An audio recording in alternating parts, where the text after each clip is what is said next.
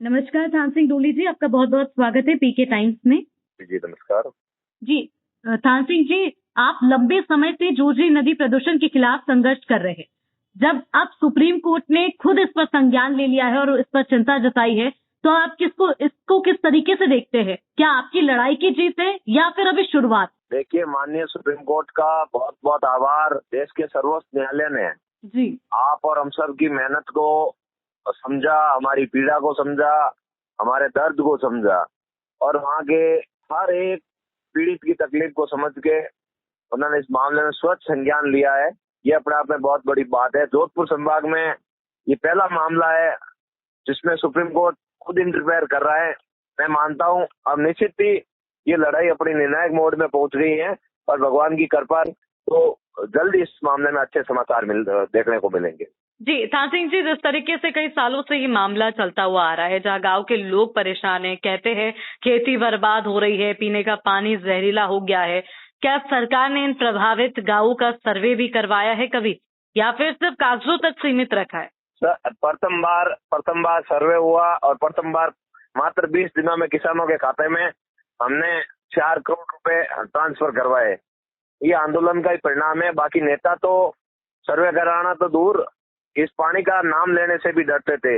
नेता दूषित पानी भी नहीं कहते थे, डर लगता था उनको बड़े घरानों का। जी तो हमने कहलवा दिया। जी बिल्कुल। थान सिंह जी, जब आप आंदोलन कर रहे थे, इस दौरान आपने क्या क्या समस्याएं देखी? क्योंकि देखिए, इस पानी से सीधे कई जो गांव है वो प्रभावित हुए। तो आज भी देख रहे हैं, आज भी मेरे 5 गांवों के परिवारों, कई ऐसे परिवार है जिनके घरों में पानी पड़ा है। सरकार तरह तरह के फोटो डाल के ये तो साबित कर रही है कि हमने ये कर दिया वो कर दिया, लेकिन किया कुछ नहीं।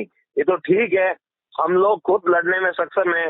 हमने सरकार को चारों ओर से घेर दिया, रास्ते बता दिए, इस तरीके से समाधान करो तो ठीक, नहीं करो तो भी हमें समाधान करवाना आता है। तब सरकार मजबूर हुई इस दूषित पानी का नाम लेने के लिए, इस केमिकल के पानी का नाम लेने के लिए।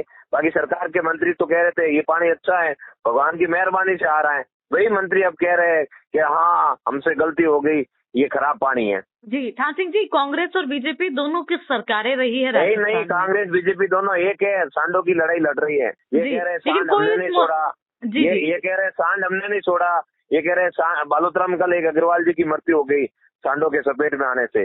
बीजेपी वाले कह रहे सांड हमारा नहीं है, कांग्रेस वाले कह रहे सांड हमारा नहीं है। अब सांड तो इन दोनों का ही है, इसलिए 126 गोवंश की मृत्यु हुई। ये एक तरीके से बीजेपी कांग्रेस के पूर्व और वर्तमान एमएलए दोनों खुले सांड है, जो कभी मानव को मरवाते हैं, कभी किसानों को मरवाते हैं, कभी मवेशियों को मरवाते हैं, कभी बालोतरा के कांजी हाउस में 124 गायों को मरवाते हैं। ये एक तरह से 2 खुले सांड है जो सार्वजनिक मंच से खुले कहते हैं कि मेरे मदन प्रजापति द्वारा खुला कहा गया कि मेरे और अरुण के अलावा यहाँ तीसरा है कौन? तीसरी यहाँ की जनता है जो आपसे हिसाब ले रही है और कह रही है कि हमारे किसानों को मरने के लिए क्यों छोड़ा।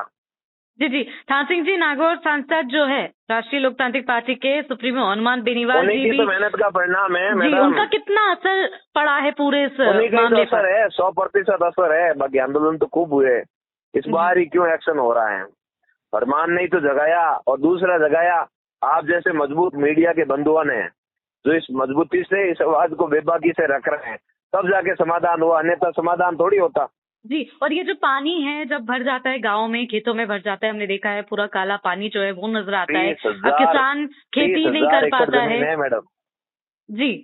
30,000 एकड़ जमीन खराब की है इन्होंने। जी तो थान सिंह जी, एक आखिरी सवाल बस आपसे कि सरकार करोड़ों योजनाओं का ऐलान करती है, लेकिन जमीनी हकीकत पे कुछ नजर नहीं आया। जब पिछली बार भी सुनिए तो मेरी बात तो सुनिए, जब आप पिछली बार वहां पे बैठे थे चक्का जाम करके, जब किसी की मृत्यु हो गई थी, शव लेकर पूरा परिवार और आप सब बैठे थे, तभी भी यही मामला उठा था, तब आप उनके साथ थे। और कई बार अधिकारी आते हैं, आश्वासन देके जाते हैं। मैडम, आश्वासन के सिवाय कुछ नहीं मिला। एक माननीय दलित समाज के बेटे की मृत्यु हो जाने के बाद उसको जलाने के लिए जगह न मिले, तो इससे बड़ी शर्म की बात कोई हो नहीं सकती।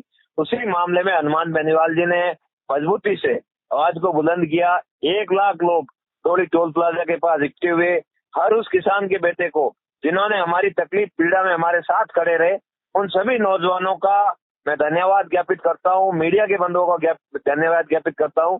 जो इस मसले को मजबूती से तन मन धन से हमारा सहयोग किया और आगे भी सहयोग करेंगे। और हमारे प्रति सबकी संवेदना है, पीड़ा है, सिवाय सरकारों को छोड़ के। सरकार में आने के बाद लोगों का दिमाग खराब हो जाता है, बाकी आम जन तो हमारे साथ में जुड़ा हुआ है। जी थान सिंह जी, अब जब सुप्रीम कोर्ट ने इस पर चिंता जाहिर की तो अब कहीं ना कहीं सरकार भी लग गई है इस दौर में, इसको क्या कहेंगे? सरकार को रोज जवाब देना पड़ेगा सुप्रीम कोर्ट में, रोज जवाब देना पड़ेगा, उठ रोज नया जवाब, दो जवाब नहीं तो समाधान दो। मैडम एक्चुअल में हम लोगों ने इनको सस्ते रूप से समाधान भी बता दिए, नदी का नाले को लेकर, हमने वहाँ ट्रीटमेंट प्लांट को लेकर, हमने कहा सीटीपी के भरोसे हम लोग नहीं बैठ सकते, हमें तो रास्ता दो जी। पर ये रास्ता दे नहीं सकते, हमारे पास सस्ते प्लान भी है, सब कुछ है, हम आंकड़ों में कागजों में बात करेंगे, जो भी बात करना चाहे उनसे।